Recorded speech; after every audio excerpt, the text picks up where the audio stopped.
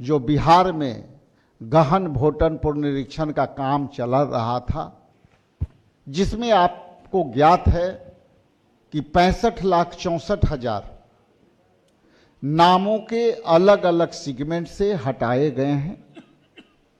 उसके विस्तृत जानकारी के लिए, वार्ता के लिए हमारे प्रणव झा साहब आपको संबोधित करेंगे। उसके पहले मोटे मोटे दो बात आपके बीच रख देना चाहता हूं कि बिहार प्रदेश कांग्रेस कमेटी ने 2 तारीख को एक पत्र जारी किया और फिर दोबारा 3 तारीख को एक पत्र जारी किया इंडिया गठबंधन के तरफ से, और उसमें हमने इलेक्शन कमीशन से जो मांग की कि आप 65,64,000 के लगभग आपने नाम वोटर लिस्ट से अलग कर दिया और उनके ईपिक नंबर से बाहर कर दिया। उसमें हमने मोटे मोटे ये दोनों पत्रों के माध्यम से हमने सवाल किया था, जिसका सवाल अब तक हम लोगों को अप्राप्त है। और वो पहला सवाल था कि जिनको आप मृत पाए गए, जिनको आप अस्थायी तौर से उपलब्ध नहीं पाए गए, जिनको आप उस पत्ते पर नहीं पाए, इन सारी सेगमेंट में किन किन वोटरों के नाम आपने बाहर किया, उनको वोट देने से वंचित किया, उसकी विस्तृत सूची नाम और पते के साथ और वोटर लिस्ट से बाहर करने के कारण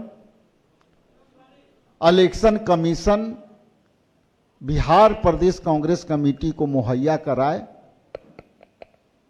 और हमने अपने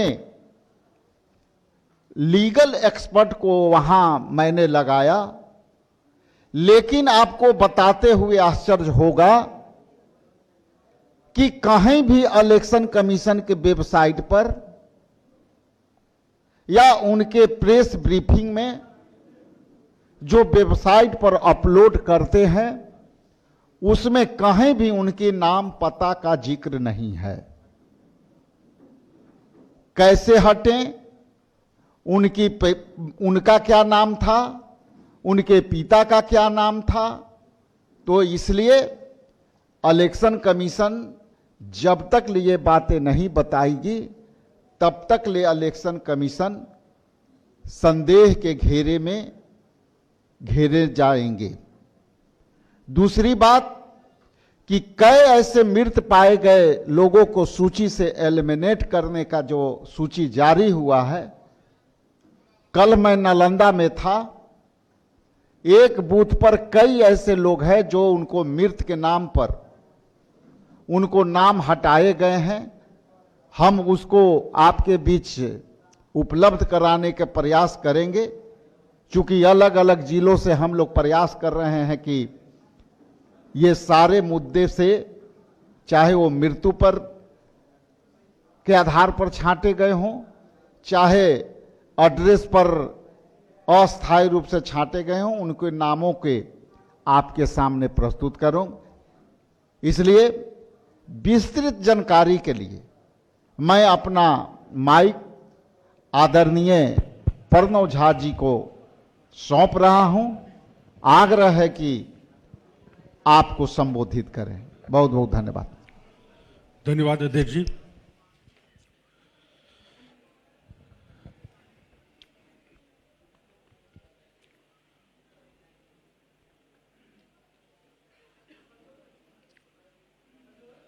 अध्यक्ष जी ने आपको विस्तार से बताया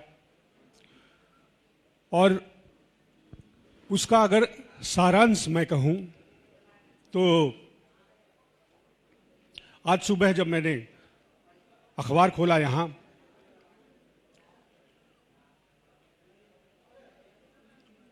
तो उसमें एक खबर पर मेरी नजर पड़ी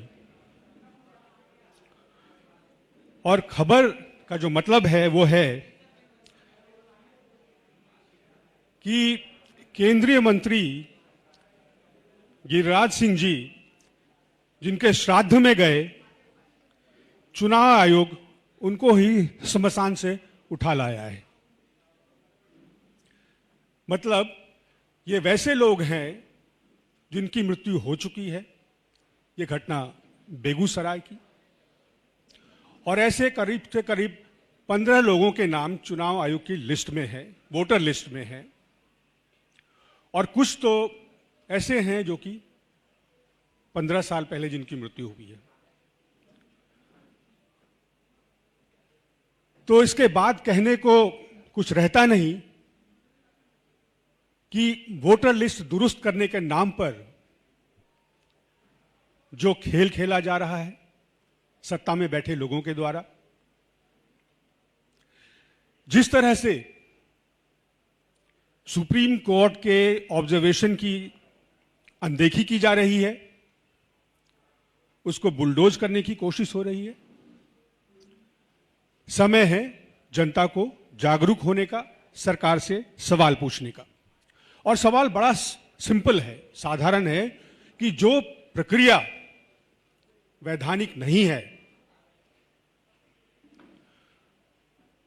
उसका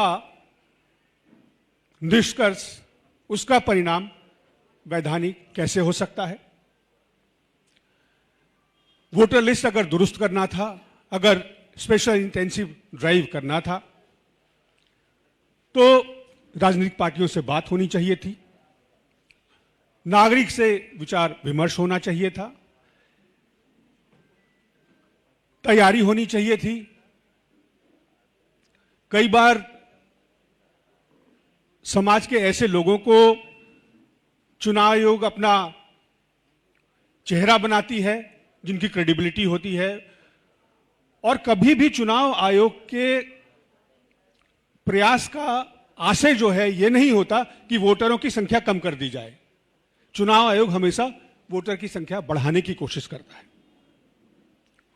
यह चुपचाप की गई प्रक्रिया यह बताती है कि दाल में काला है।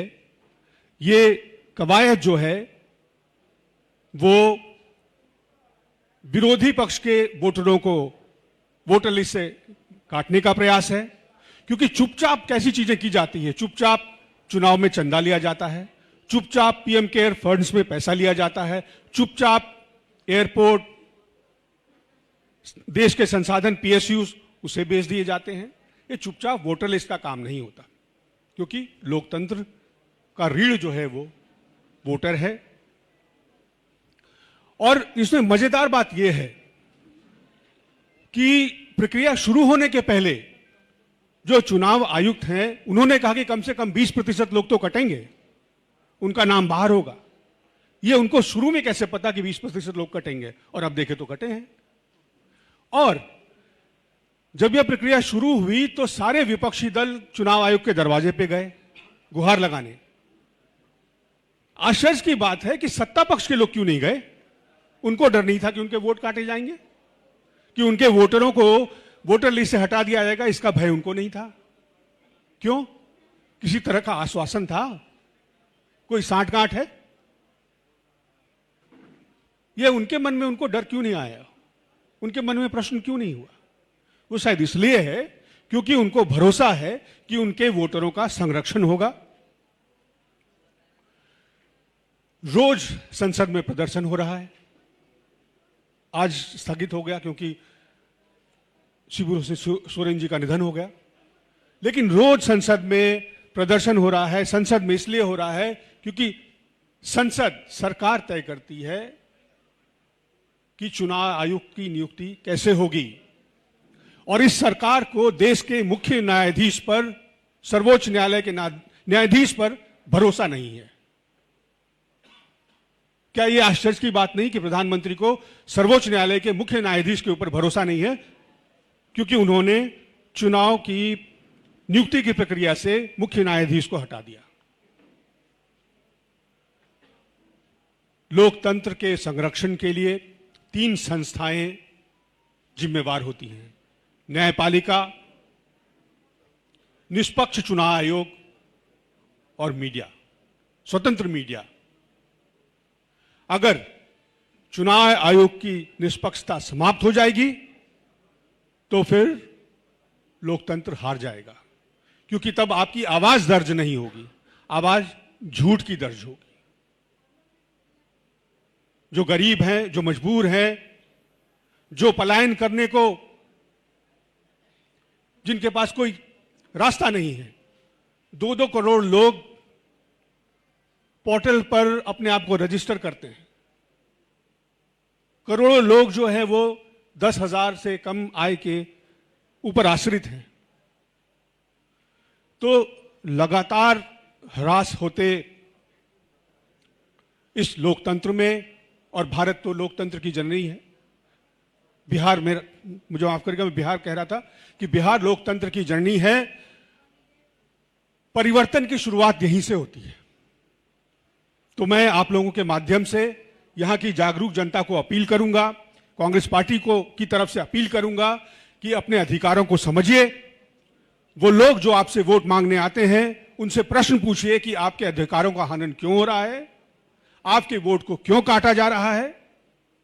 वो लोग, एक पूर्व चुनाव आयोग के अधिकारी ने अपना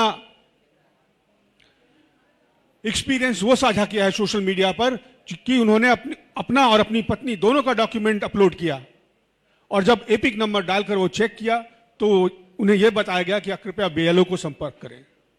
यह हाल है उन लोगों का जिन्होंने सरकार में सेवाएं दी है, जो पढ़े लिखे हैं, जो अपने अधिकारों के प्रति जागरूक हैं। वैसे लोग जो बाहर रहते हैं, जिनको वो सुविधाएं नहीं मिली, जो सशक्त नहीं हैं, उनके अधिकार कौन दिलाएगा? उनके अधिकार को दिलाने की जिम्मेवारी आपकी है, हमारी है। आप मतलब मीडिया, हम मतलब हम राजनीतिक दल, और वो लोग जो इस प्रेस वार्ता को देख रहे हैं। यही कहकर मैं अपनी बात समाप्त करता हूं। आप सभी का बहुत बहुत धन्यवाद।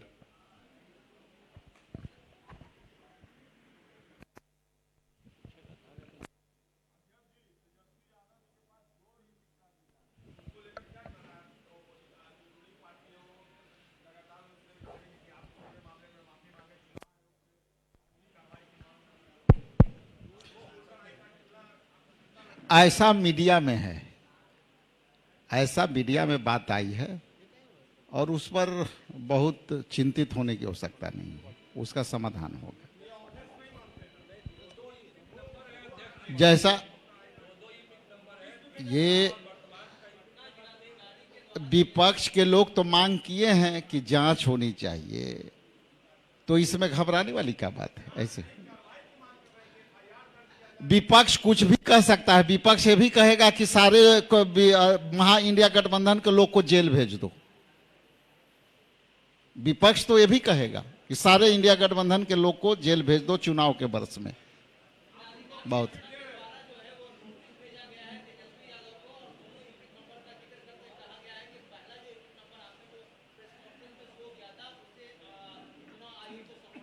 जैसा कि मैंने कहा, ये सह समय ये सारी बातें की खुलासा हो जाएगी, और तेजस्वी यादव जी उस सारे चीज का उत्तर देंगे, चिंता नहीं करें। बहुत बहुत धन्यवाद। Thank you.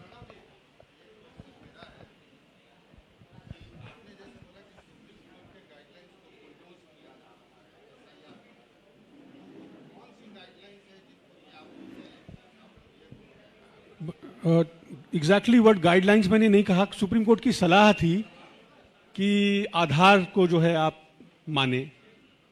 आधार तो आपका डॉक्यूमेंट है। आप अभी एयरपोर्ट जाएंगे, वहाँ आधार माना जाता है।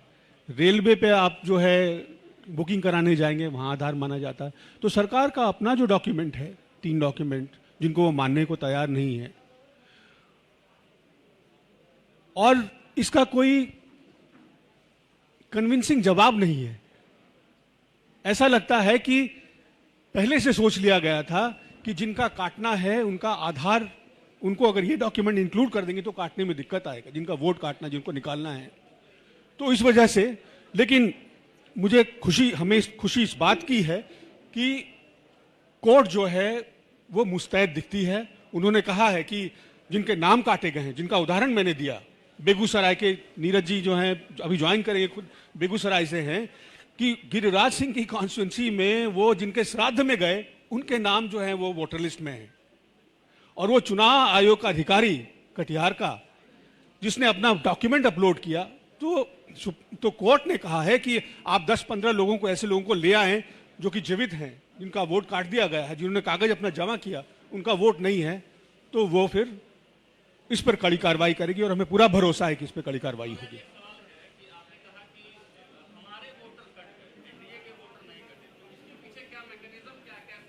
मैंने अपने फॉर्मुलेशन में कहा, आपने कभी किसी को देखा बीजेपी वाले को शिकायत करते हुए, प्रेस कॉन्फ्रेंस करते हुए?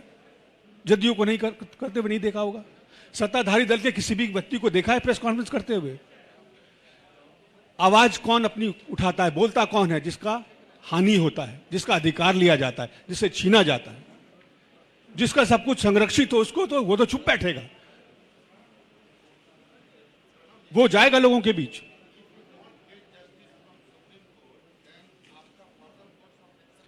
See, the highest court in this country is the people's court.